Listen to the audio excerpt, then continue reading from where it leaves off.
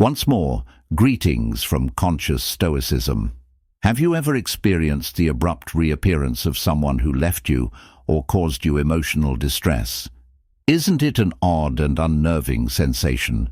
Since their leaving felt like the conclusion of the chapter you healed and moved on from, you could have thought that their departure was complete. However, suddenly they're coming back as if nothing had occurred.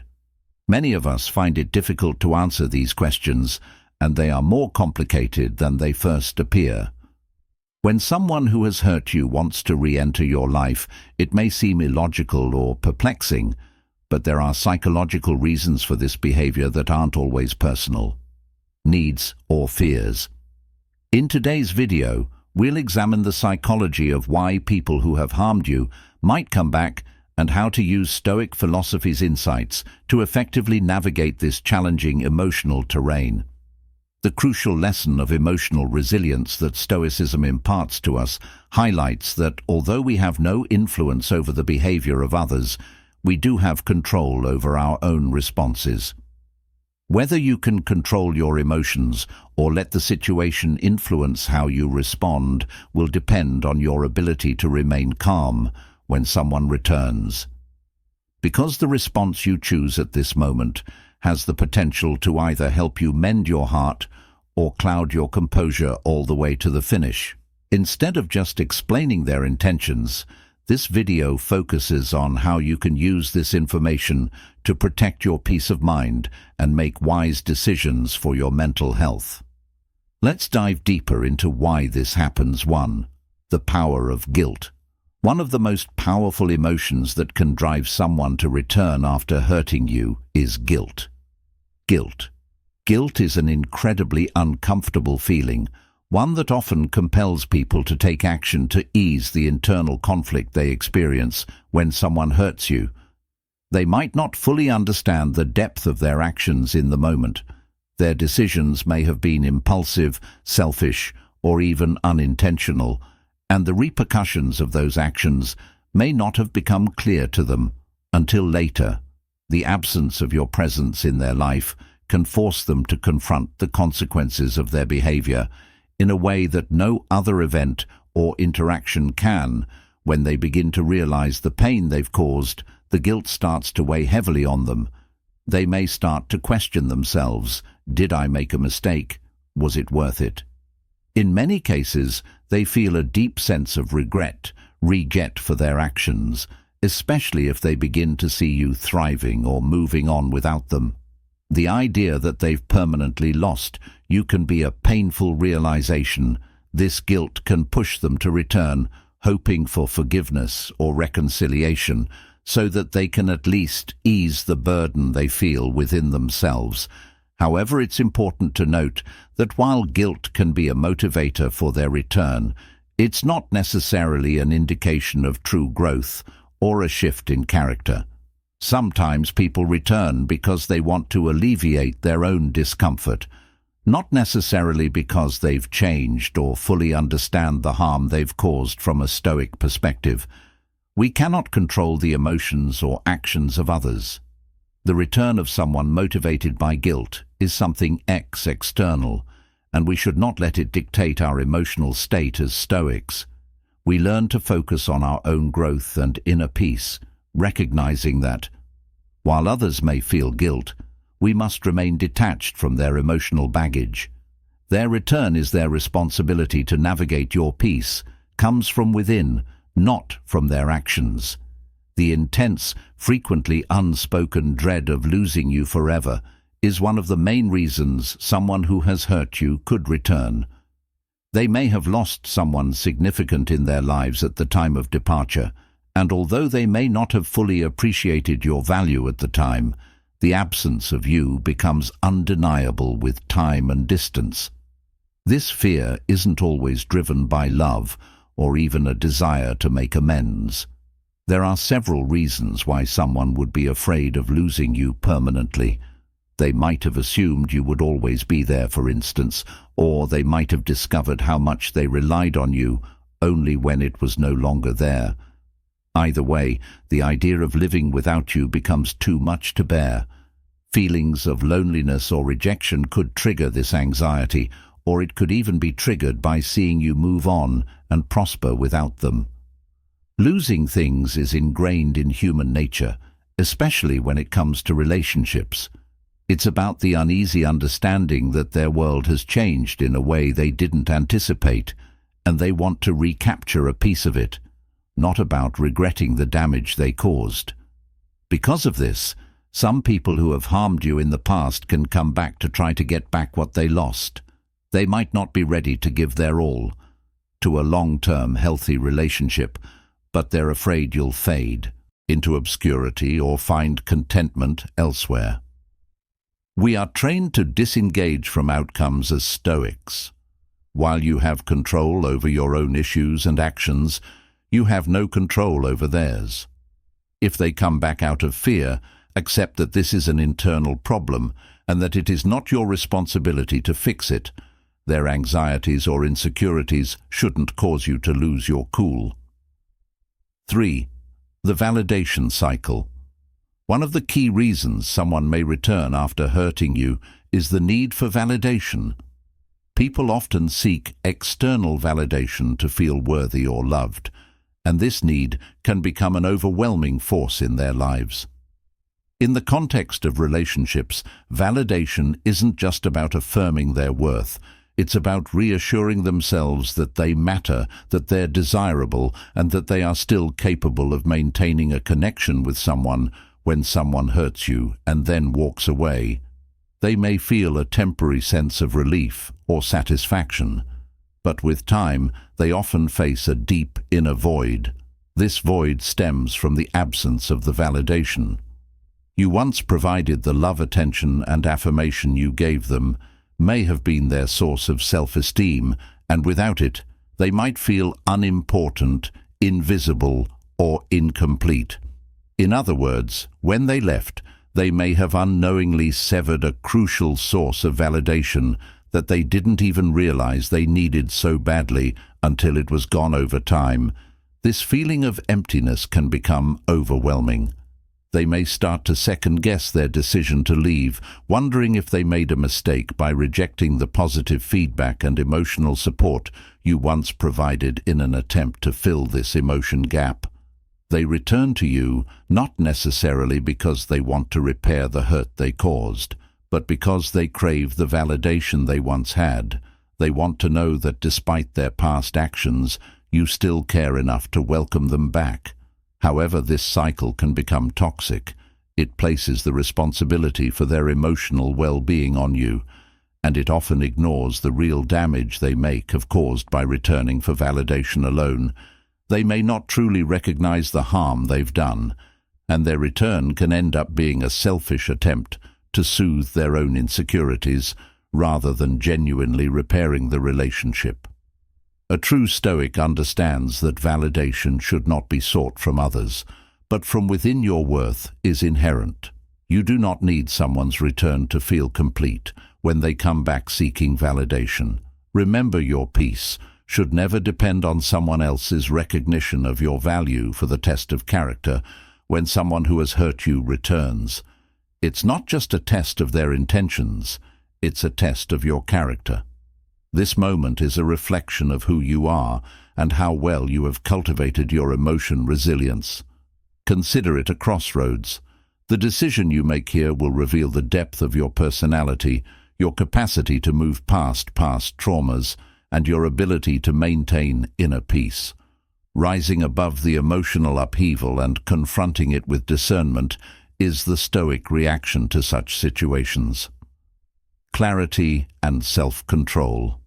You are not a prisoner to your emotions, thus you should never let other people's actions to dictate how you feel. The opportunity to show off your self-control, your ability to grow from the past, and your ability to remain calm in the face of external disruptions presents itself when they resurface. This is a critical moment for your response. Will your response be one of anger, resentment, or a desire for retribution? Or will you be brave and not allow their return to disrupt your peace?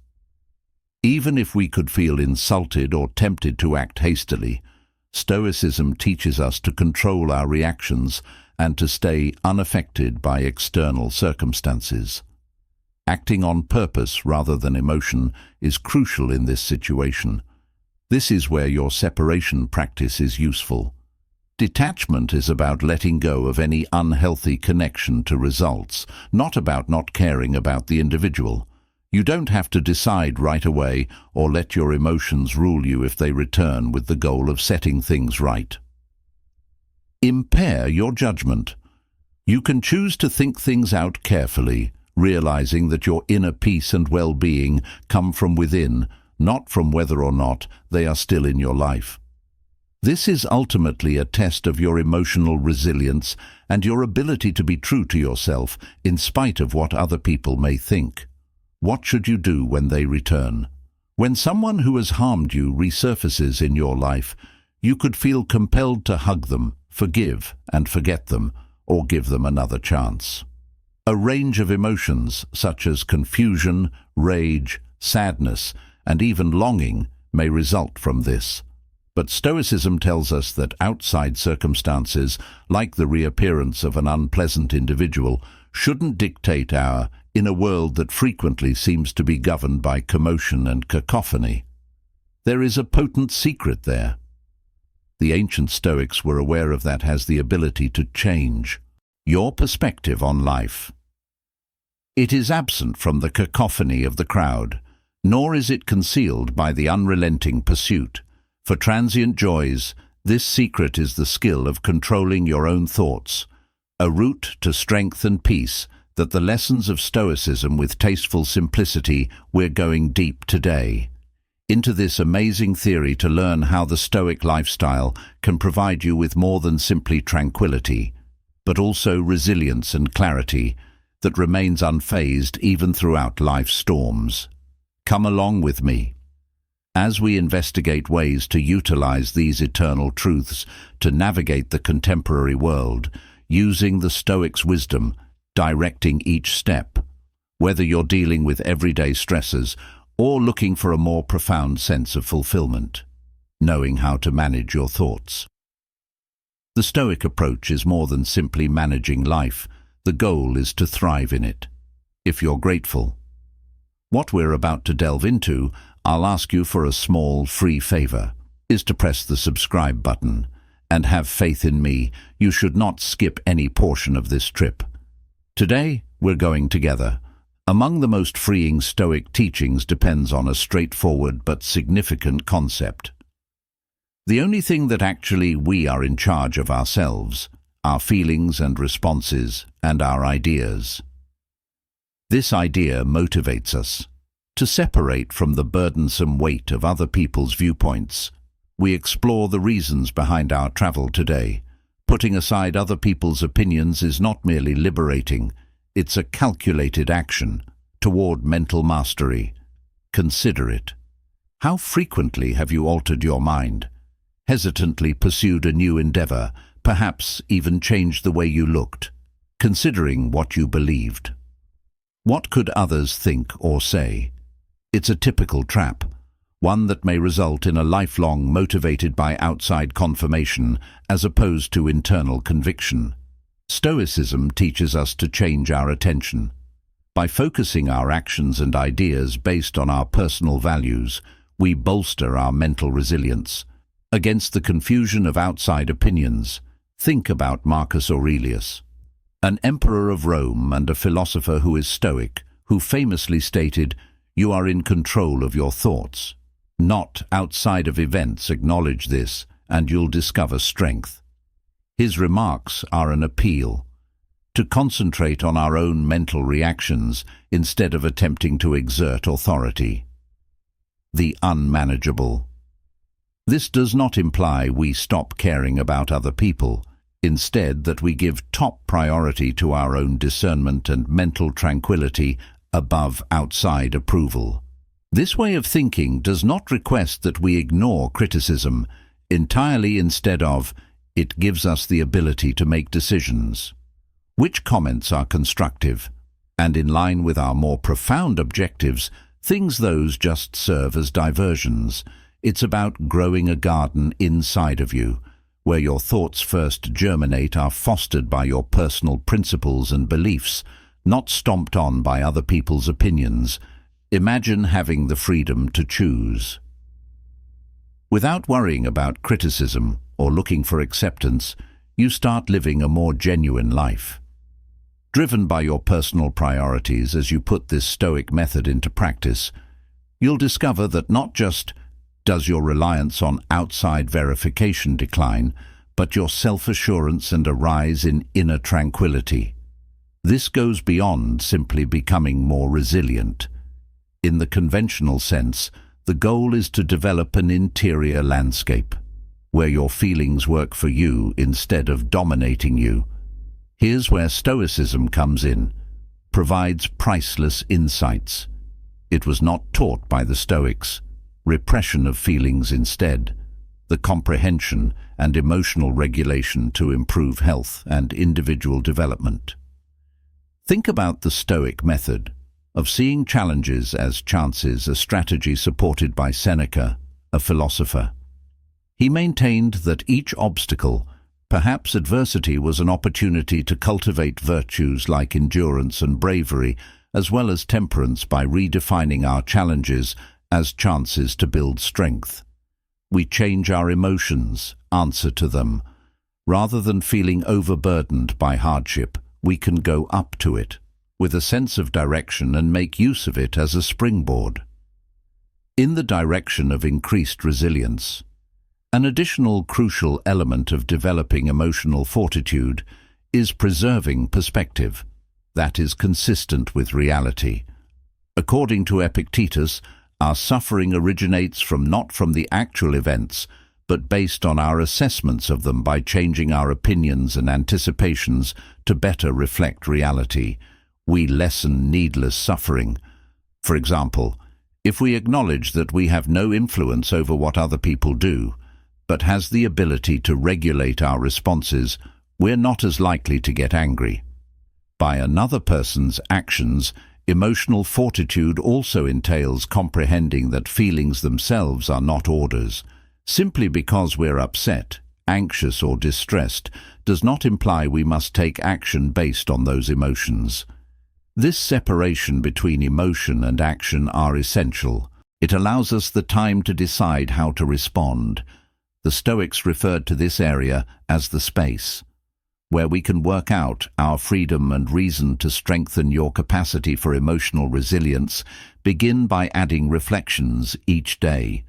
Finish each day by considering what went well. What difficulties did you encounter? And your response. This self-reflection exercise strengthens your capacity to put Stoic ideas into practice in daily life, progressively increasing your resilience. Now consider how you can use them, not only during emergencies, but as a regular part of your day. Building emotional resilience takes time, but with regular practice and a Stoic attitude, you will discover that you are better prepared to manage anything comes your way in life, not merely getting through your events, but prospering in spite of them. Central to the philosophy of Stoicism is the strong understanding that although we are powerless to what occurs to us, we have power over our perception and respond to these occurrences. This is perception's actual power, understanding that our responses are shaped not by the actual events. Nonetheless, based on the interpretations, we become attached to them. Imagine being caught in traffic and being late for a crucial meeting. You are able to see this circumstance as a catastrophe. A story things could cause annoyance and rage. Alternatively, you might consider it a chance to listen to one's preferred podcast or audiobook, so taking back the time and turning a frustrating situation around into a fun one. The Stoic technique of managing perceptions is about picking the latter course of action, deliberately choosing to consider the situation in a manner consistent with inner tranquility and knowledge. The Stoic philosopher Epictetus famously stated, "Things don't disturb men, but based on their perception of them, This summarizes the core of Stoic philosophy regarding perception. It serves as a reminder of our mental tranquility arrives not from our life's experiences, but based on how we react to them through self-training to embrace more beneficial viewpoints. We obtain a considerable amount of control over our mental health. The process of developing the abilities starts with awareness and self-awareness. It entails paying attention to our automatic thoughts and doubting their veracity. Does this idea represent reality? Is there another method to observe this circumstance? This method of challenging and rephrasing involves reorganizing the brain. That can significantly change our emotional terrain. Can incorporate this into your everyday routine. Begin by determining the circumstances where your first response may not be the most beneficial. Try changing the way you think about things. To adopt a fresh perspective on the matter, this might be as easy as analyzing a criticism at work, not as a critique of your skills, but as insightful criticism that may encourage individual and career advancement. Perception's power isn't about lying to ourselves or disregarding reality. It involves changing our perspective so that we can have a better understanding of life and react to it in ways that complement each other with our core principles. Through the application of this Stoic method, you not only strengthen your own fortitude, but also your ability for contentment and joy. It is a process of transformation, overcoming daily obstacles into chances for development and introspection. This is more than just going on more hikes or starting a garden, even if those are wonderful methods to establish a connection with nature. It's more profound and involves realizing and following to the fundamental principles of human conduct and the cosmos. The Stoics hold that the entire universe, humans included, have a part to play, a goal set out by nature itself. For us, this entails leading a moral life in line with logic, which the Stoics thought the ultimate purpose of our nature. Aurelius Marcus frequently discussed the interconnection of nature. In his own words, he observed each person's behavior as a component of a bigger. The universe's symphony, where opposing this natural order leads to conflict and discontent. Practically speaking, living in harmony with nature includes a number of crucial behaviors. Initially, it motivates self-reflection as a practice to comprehend our position within the world's broader context. This contemplation results into a deep comprehension of what we can control and what isn't, assisting us in leading more peaceful lives. For instance, with the unavoidable, recognizing that we have no control, the acts of others or the result of numerous circumstances, but we have power over how we respond to them. Moreover, this Stoic idea instructs us to accept simplicity and to take pleasure in it. This can include lowering our desires, to better align, utilizing what is inherently required and enough for contentment. It challenges us to think. Are our goals and aspirations in accordance with our actual nature? Or do they, manufactured artificially by social forces? To live in accordance with nature, begin modestly. Think about it every day.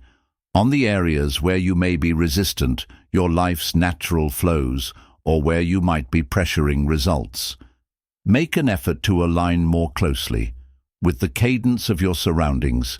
Eat seasonally and awaken with the light, and pay closer attention to your body's requirements, considering the requirements of those in your vicinity.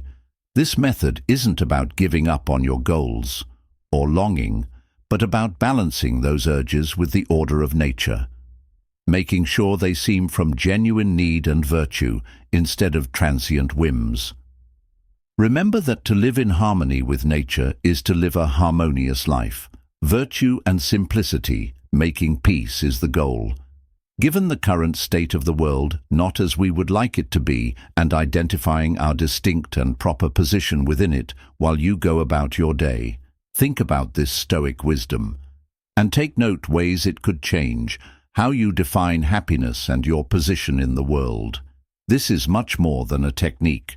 To restrain our desires or follow a schedule, it involves coordinating our daily activities.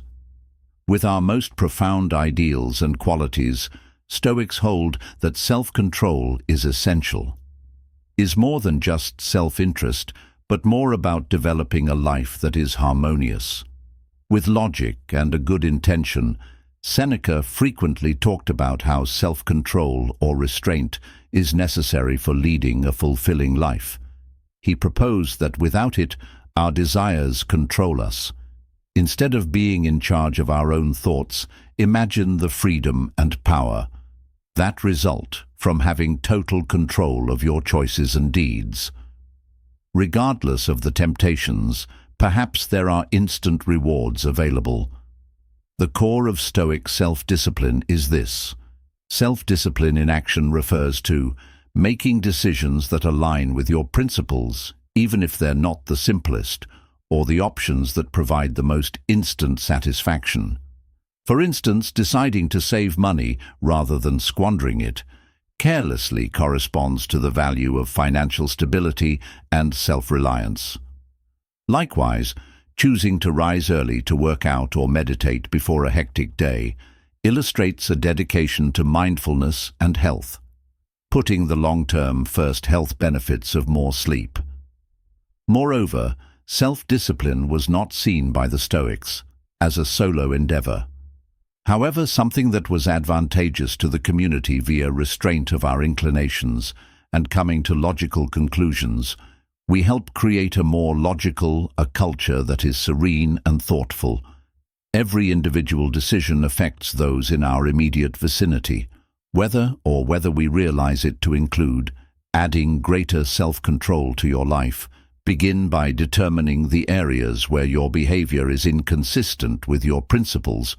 Maybe you care about your health, yet frequently neglect exercise because you think learning is important, but consume too much uninformative television.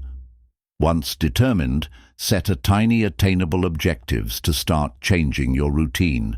It may be as easy as spend half an hour reading before bed, rather than browsing through your phone, or cooking a nutritious supper rather than placing a takeout order. Self-control in Stoicism is not about self-punishment or leading a denial-based life, but about using logic decisions that result in actual freedom and joy. It's all about control of your behavior and, by extension, the course of your life as you engage in self-control. See how it changes not only what you do, but your self-perception and your position in the world. Recall the Stoic perspective. One aspect of self-respect is self-discipline. Daily that your principles guide your life, you respect yourself and the group you're a part of. It involves making decisions consistently that create a resilient, happy life, not only for you, but for everyone. The Stoic taught that we only really own the now, and learning to concentrate on the now can result in a deep sense of calm and efficiency. Aurelius Marcus frequently underlined the significance of focusing on the current assignment with complete focus, a procedure he explained as doing out one task at a time and taking solace in his deed's simplicity. What if, instead of frantically multitasking, you decided to do each duty in order, with complete commitment? This emphasis not only boosts output, but additionally infuses every moment with worth and intention. Living in the here and now also entails embracing every moment as it occurs without imposing our opinions or hopes on it. When we give up battling reality, give up hoping for a different situation, and begin answering to the present's genuine demands, we interact with life more authentically. This does not imply resignation or inactivity. It's a proactive recognition that the only time we can have a significant impact is now the time to develop this ability. Start by taking note of when your thoughts stray into the past or the future. Gently remind yourself to return to the present. Techniques such as mindfulness meditation can be quite beneficial. In mastering this ability, simply sitting calmly for a short while every day, taking note of your breath and observing ideas come and leave without any kind of bond, can greatly improve your capacity to maintain focus in the present. One more useful piece of advice is to participate completely with whatever you're doing. Just eat if you're eating. Simply walk if you're walking. Give the sensations your whole attention. And current events. This method can make routine tasks more interesting into profound life experiences and happiness by living in the moment. You align yourself more in line with Stoic ideals, increasing your ability to react to life with poise and equality over time. This method enhances your mental health in addition to, but also strengthens your bonds with others, and your involvement in life, enhancing the quality of every day and more satisfying recall life is a sequence of the here and now. How we spend every second greatly influences how we conduct our lives. Among the deeper but frequently disregarded features of Stoicism incorporates the idea of community. Marcus Aurelius himself observed people being sociable beings by nature designed to live with others, not alone, but in a cordial relationship with others. This concept emphasizes the steadfast conviction that construction or being a part of a community is more than just a personal preference, but a moral requirement. Stoicism holds that every individual possesses anything worthwhile to add to the groups, and in exchange, the community provides assistance, knowledge and viewpoint that is impossible to locate when one is by themselves. Consider the power and a network's resilience where each person behaves with virtue and rationality. A group like that could greatly increase the beneficial effects on the lives of each member, practically speaking, actively. Taking part in a community can signify a number of things. It might be as easy as like joining a neighborhood group that is interested in the same things as you, or doing charitable work that are consistent with your values. In the current digital era, community can also grow to internet discussion boards, as well as social media sites, where the topic of Stoic ideals is covered and obstacles in life are handled jointly. Taking part in these communities permits the sharing of ideas and offers a network of support. Things may be really important. In difficult times, giving and receiving are key. Resources for exchanging advice or just lending a sympathetic ear. Each and every encounter provides an opportunity to put Stoic virtues into practice, like kindness, patience, and comprehension. Moreover, participating in community life increases our feeling of inclusion and intent. It supports the Stoic concept that we are a part of something greater than ourselves. This can be immensely satisfying. This does not imply that you are no longer unique. Conversely, it's about showcasing your individual qualities in ways that are advantageous to others to begin construction. This part of your practice of Stoicism, search for communities that align with your interests, attend meetings in person or virtually. Engage in community service or establish a Stoicism discussion group, and how it is used in contemporary life. Every action you do to participate of a community not only makes your life better, but also makes the fabric of the group stronger. Exhibiting the genuine Stoic attitude of coexisting peacefully within the cosmopolis of humans by cultivating ties within the community, you are the epitome of Stoic dedication. To lead a moral life not only for your personal gain, but for everyone's benefit. This incorporation of individual virtue with social life is arguably among the most fulfilling features of putting Stoicism into practice now. As we conclude our investigation on Stoicism and its potent lessons, it is evident that the ancient Stoics' wisdom is more than simply historical lore. It is quite relevant to our modern lifestyles. The methods we've talked about, from living in the now to foster a sense of community, provide more than a philosophy. For personal peace, they suggest a lifestyle that has the power to drastically change our exchanges, our personal thoughts, and our communities by the application of Stoicism. We discover that genuine empowerment originates internally, from our capacity to control our perceptions, to match our behavior to our principles, and to establish a close connection with the environment we live in. Stoic perseverance alone isn't enough. Or apathy. It's about overcoming obstacles in life. With virtue and wisdom, recall, there is no practice of Stoicism amid the seclusion of our thoughts, because in the routine things we do and the connections we make, every little choice. To follow the Stoic way of life is a step in the direction of more rational, tranquil, and satisfying existence. It's about the continuous process, not the end goal, and each step, each and every breath, every single moment lived virtuously and conscious, helps one lead a fulfilling life. Thus, I urge you to heed these teachings.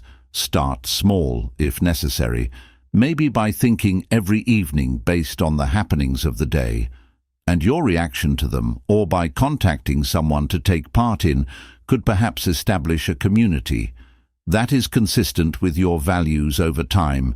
These little deeds will add up to a life full of tranquility and purpose. I appreciate your participation in Stoic Journal. If these insights were useful to you, don't forget to click the subscribe button and show someone this video who could get further advantages from these timeless lessons. Let's continue exploring together. Learn and develop, cultivating a life that looks for more than just inner tranquility, but also advances the common welfare. Your engagement and remarks are what contribute to the enrichment of this voyage. So, please tell us what you think, experiences and perceptions, as we all work to lead more moral lives.